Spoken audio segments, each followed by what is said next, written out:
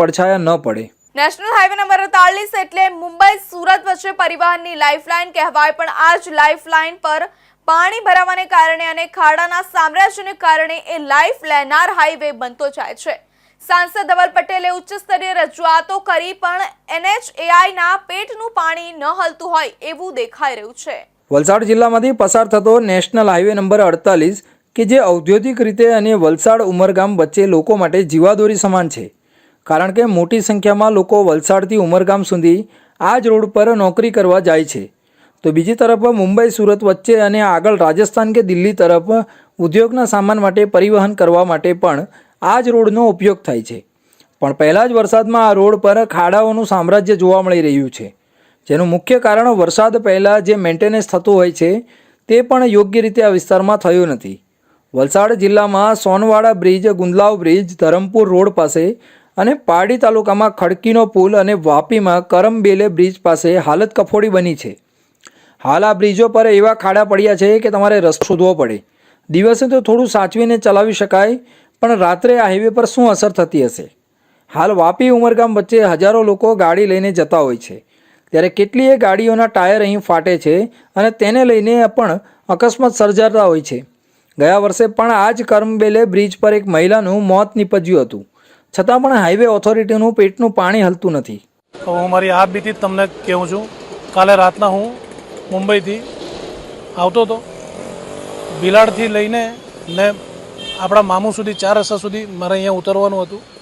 3 bridge વચ્ચે પડે, એવો કોઈ રસ્તો જ નહીં મળે જગા બ્રિજ પર, ખાલી બ્રિજ જ છે એવું લાગે, એટલા ખાડા છે જગા પર, બરાબર। મારે પોતાનો ગાડીનો ટાયર ફાટી ગયો, હું મરતા મરતા બચી ગયો એક્સિડન્ટમાં, બરાબર। મારે આ જ વિનંતી છે સરકારને કે ગડકરીજીને કે તમે આટલા પૈસા લેવો છો, તમે હમણાં હાલમાં જ ટોલ બી વધાર્યું, સુવિધા તો તમે કોઈ વધારતા નહીં મળે, ને આ નેશનલ હાઈવે 48 આપણી લાઇફલાઇન છે, બરાબર।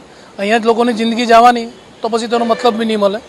ને મારી દરખાસ્ત છે ને વિનંતી બી છે તમને કે જેટલી બી જલ્દી હોઈ શકે આને રિપેર કરો ને લોકોની જાન બચે, આજ મારે કહેવાનું।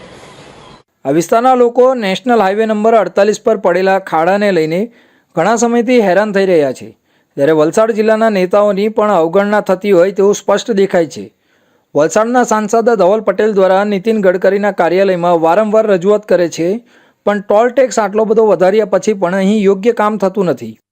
આ હાઈવે એટલે મતલબ આપણો જે આપણું હૃદય કહેવાય ને, એ હૃદય ચાલે તેમ આ હાઈવે ચાલે છે, પરંતુ આ હાડ જે કહેવામાં આવે એને મતલબમાં જો અગર બંધ થઈ જાય, અને જેવી રીતે આ રસ્તાઓ ઉપર મતલબ હાઈવે નંબર 8 પર આટલા બધા ખાડાઓ પડી ગયા છે, જેને ગયા વર્ષે કેટલા માણસો મરી ગયા છે, અને કેટલા અમે મતલબ બધા અનશન પર ઉતર્યા અને કોઈ કેટલા પબ્લિક રોડ પર ઉતરી ગઈ। તો આ ચોમાસા પહેલા ખરેખર એ લોકોએ કામ કરી દેવું જોતું હતું, પણ અત્યારે મતલબમાં એ લોકો પણ આ સરકાર એવું લાગે કે મરવાની રાહ જોવે છે।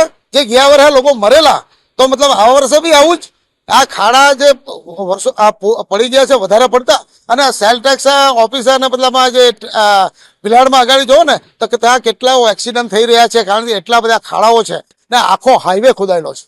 આ એક ફર્સ્ટ આપણો પહેલે જ વરસાદનો છે અને એની અંદર જ આવી હાલત થઈ છે। આપણા નેશનલ હાઈવે 56 હોય કે 48 હોય કે 848 હોય, 48ની આટલી ખરાબ સ્થિતિ નથી, પણ 56ની આવું થશે એનો અંદેશો હતો। એના કારણે જ અમે નેશનલ હાઈવે ઓથોરિટી ઓફ ઇન્ડિયાને અમે જાન્યુઆરીથી આગાહ કર્યા હતા કે આ રસ્તો તાત્કાલિક ધોરણે રિપેર કરવાનો, પણ જે મેં તમને વાત કરી કે NHને ટ્રાન્સફર થયો અને ડિફેક્ટ લાયબિલિટી પીરિયડ એમાં આ બધું ગૂંચવાયું, પણ આ પૂરેપૂરી જિમ્મેદારી નેશનલ હાઈવે ઓથોરિટી ઓફ ઇન્ડિયાએ ઉપાડવી પડશે, અને ઉપાડે એના માટે હમણાં જે પૂરી રિપેરિંગની કામગીરી છે એ પૂરું national highway authority of India જ કરે, કોઈ પણ કોન્ટ્રાક્ટરને નહીં આપે, એમના ડાયરેક્શનમાં થાય, તાકી કોઈ પણ જાતના પછી આગળ જઈને કોઈ બહાના એ લોકો ના કરે, એના માટે પૂરો પ્રયાસ કરે છે।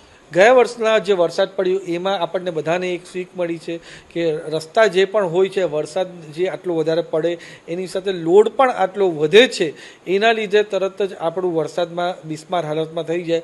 આ વખતે બધા આપણે સહિયારો પ્રયાસ કરીએ કે એક લોડ કેપેસિટી આ રસ્તા પર ટેસ્ટ થાય કે આપણું હાઈવે કેટલી ટ્રક કે કેટલા વાહનો એ ઝેલી શકે છે, એના માટે આ રસ્તાઓ સક્ષમ છે